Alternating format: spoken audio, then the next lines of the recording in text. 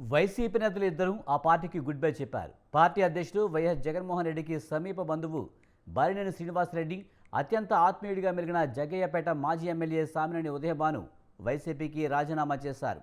వేరువేరుగా విజయవాడలో జనసేన అధ్యక్షుడు పవన్ కళ్యాణ్తో సమావేశమై చర్చలు జరిపారు. వారిని ఆయన పార్టీలోకి ఆహ్వానించారు. అక్టోబర్ 4న చేరతానని బాలినేని ప్రకటించగా ఈ నెల 22వ తేదీన తాను చేరుతున్నట్లు ఉదయభాను తెలిపారు. పవన్తో భేటీ అనంతరం వారు వేరువేరుగా మాట్లాడారు. తను ఎలాంటి డిమాండ్లు పెట్టకుండా బేషరతుగా చేరుతున్నారని బాలినేని చెప్పారు. మంచి రోజు చూసుకుని పార్టీలో చేరతారని, పవన్కు వీలైతే అక్టోబర్ 4న ఒంగోలులో సభ ఏర్పాటు చేసి పార్టీలో చేరే ఆలోచనలో ఉన్నట్లు తెలిపారు.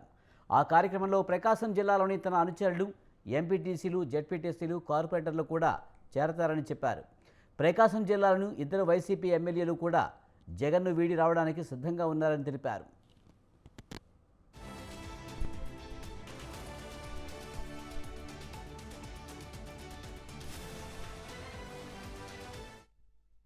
జనసేన డిప్యూటీ సీఎం అయినటువంటి పవన్ కళ్యాణ్ గారిని ఈ రోజు కలవటం దాదాపు మీ అందరూ కూడా తెలుసు కలిశాను అనేది. మరి ఈ రోజు పవన్ కళ్యాణ్ కలిసిన తర్వాత ఆయన పార్టీలోకి ఆహ్వానించారు. పార్టీలో జాయిన్ అవుతుంది జరుగుతుంది. ఒంగోలులోనే ఈ కార్యక్రమం జరుగుతుందని కూడా తెలియజేసుకుంటా ఉన్నాం.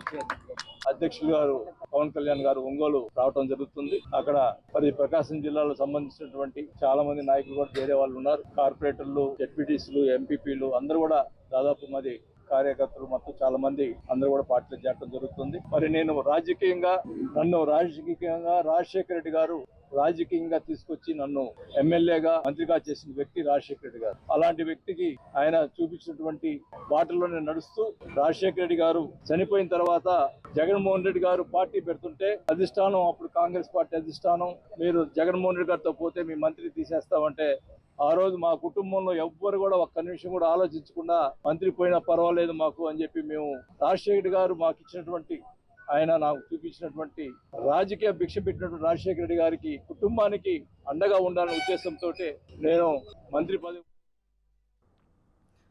అధిష్టానం ఆదేశిస్తే పార్టీలకు వచ్చే నాయకులతో మాట్లాడతారన్నారు. జగన్ విశ్వసనీయత బూటకమని, ఆ పేరుతో నమ్మిన నాయకులను మోసం చేశారని విమర్శించారు.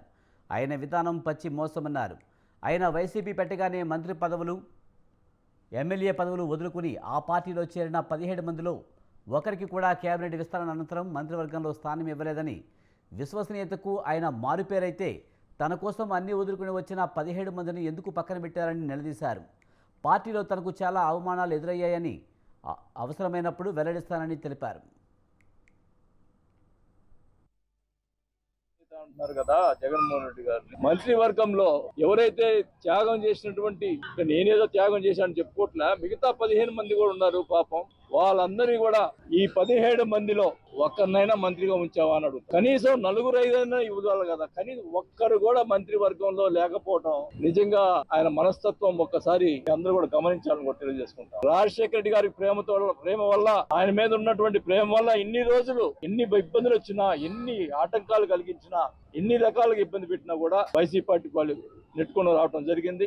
మరి 2-3 సార్లు పవన్ కళ్యాణ్ గారు 2-3 సార్లు బహిరంగ సభలో వైఎస్ఆర్ పార్టీలో కూడా మంచి వాళ్ళు ఉన్నారు, బాలినేని శ్రీనివాస్ లాంటి వాళ్ళు అని చెప్పి 2 సార్లు ఆయన నా గురించి, నాకు ఆయనతో మాట్లాడకపోయినా కూడా నా గురించి ఆయన మాట్లాడిన తర్వాత ఆయన మీద నాకు ఎంతో నమ్మకం, ప్రేమ కలిగింది. ఎప్పుడు జగన్మోహన్ రెడ్డి గారు పబ్లిక్ మీటింగ్ లో నా గురించి మాట్లాడలేదే, మరి పవన్ కళ్యాణ్ గారు అపోజిషన్ లో ఉండి కూడా మాట్లాడారు అని చెప్పి ఎప్పుడు అనుకుంటుండేది. మరి దురదృష్టం, మొన్న ఎలక్షన్స్ ముందులో పోయి రావటం, కొంత గ్యాప్ రావటం, కమ్యూనికేషన్ గ్యాప్ వల్ల నేను రాలేకపోయా. ఏమైనా కానీ పవర్ అనేది ఈ రోజు బాహటంగా ఒకటే చెప్తా ఉన్నాం. పవన్ కళ్యాణ్ గారు ఒకటే చెప్పాను, పవర్ ముఖ్యం కాదు, పదవులు ముఖ్యం కాదు, మాకు గౌరవం ఇవ్వాలా అంతే, నీకు వేరే ఉద్దేశం మాకేం లేదు అని స్వచ్ఛందంగా ఏమి డిమాండ్స్ లేకుండా నేను పార్టీలో చేస్తానని చెప్పి ఈ రోజు పవన్ కళ్యాణ్ గారికి చెప్పాను.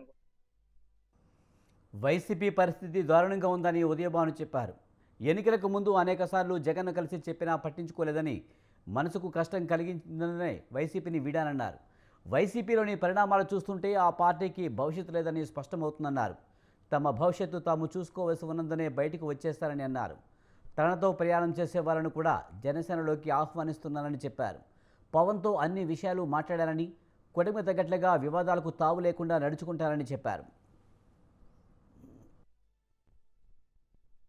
ఆంధ్రప్రదేశ్ ఉప ముఖ్యమంత్రి పవన్ కళ్యాణ్ గారితో కలిసి విషయాలు మాట్లాడడం జరిగింది.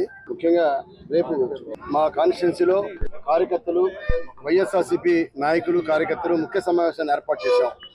ఆ సమావేశంలో మరి వారికి కూడా నా యొక్క అభిప్రాయాన్ని వారికి కూడా తెలియజేసి నేను అక్కడే వారందరి సమక్షంలోనే వైఎస్ఆర్ పార్టీకి రాజీనామా చేస్తున్నాను.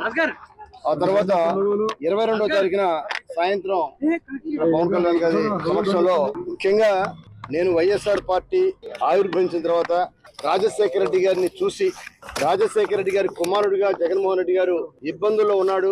రాజశేఖర రెడ్డి గారి వల్ల నేను ఒక ఎమ్మెల్యే అయ్యాను 1999లో. ఆయన రాజకీయంగా నాకు అనేక రకాలుగా అవకాశాలు కల్పించారు. ఆయన పిసిసి అధ్యక్షుడు ఉన్నప్పుడు నన్ను పిసిసి కార్యదర్శిగా చేశారు. యువజన కాంగ్రెస్ లో పనిచేసినప్పుడు కూడా నాకు అనేక సార్లుగా నాకు ప్రోత్సాహాన్ని ఇచ్చారు. 99లో మొదటిసారిగా నాకు మా జిల్లాలో ముఖ్యమైన నాయకులు ఇవ్వద్దన్నా కూడా టికెట్ ని నాకు ఆయన తప్పకుండా గెలుస్తారు ఉదయభాన్ అని చెప్పి ధైర్యంగా నాకు ఆయన టికెట్ ఇచ్చాడు. ఈరోజు